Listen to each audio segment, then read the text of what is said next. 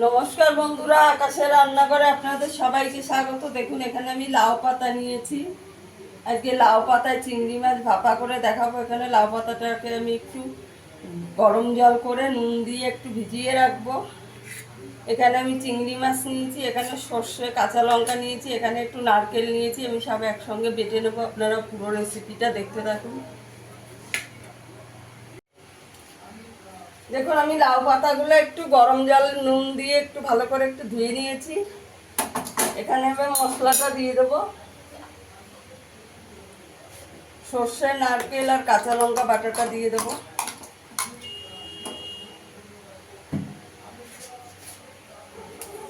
চিংড়ি মাছটা দিয়ে দেবো।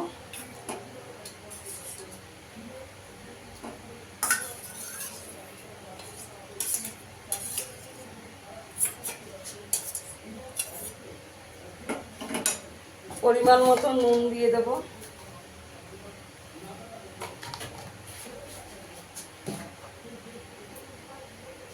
হলুদ দিয়ে দেবো।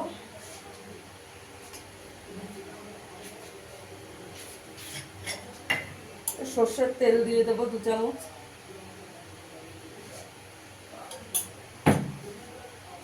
দিয়ে ভালো করে মেখে নেব।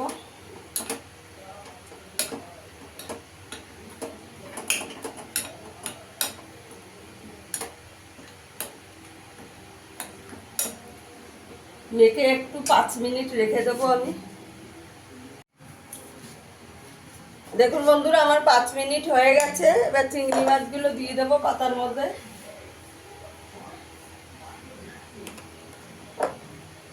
এখন দিয়ে দেবো এখানে।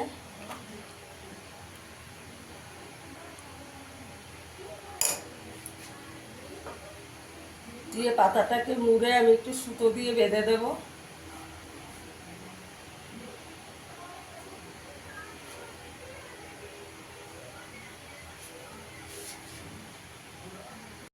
দেখুন বন্ধুরা আমি এরকম করে সুতো দিয়ে বেঁধে নিয়েছি।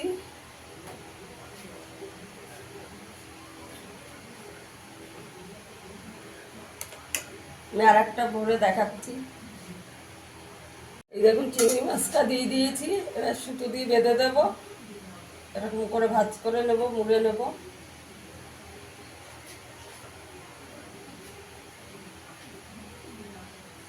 আমি এভাবে সবগুলো চিংড়ি মাছ লাউ পাতায় দিয়ে দেব। দেখুন বন্ধুরা আমার সব লাউ পাতায় চিংড়িগুলো হয়ে গেছে। আমি কড়াইতে একটু তেল দিয়ে দেব।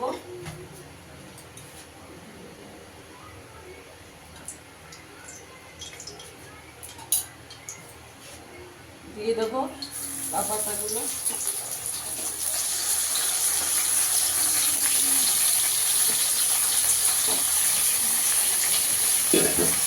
গ্যাসের আঁচটাকে একদম কম করে 5 মিনিট চাপা দিয়ে রাখবো। এবার ঢাকনাটা খুলে উল্টে দেব। দেখুন আমি 5-7 মিনিট পরে একটু উল্টে দিচ্ছি। ভালো করে চিংড়ি মাছটা সেদ্ধ হয়ে যাবে, পাতাগুলোও সেদ্ধ হয়ে যাবে।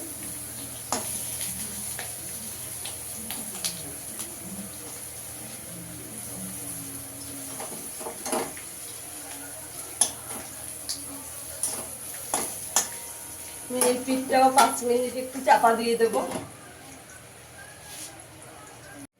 দেখুন বন্ধুরা আমার লাউ পাতায় চিংড়ি মাছ ভাপাটা হয়ে গেছে। এবার গ্যাসের আঁচটা বন্ধ করে দেবো। বন্ধুরা আমার ভিডিওটা যদি ভালো লাগে লাইক করবেন, শেয়ার করবেন, চ্যানেলটিকে সাবস্ক্রাইব করে দেবেন। আমি সার্ভ করে দেখাচ্ছি চিংড়ি মাছটা কত সুন্দর সেদ্ধ হয়েছে, আপনাদের দেখাচ্ছি।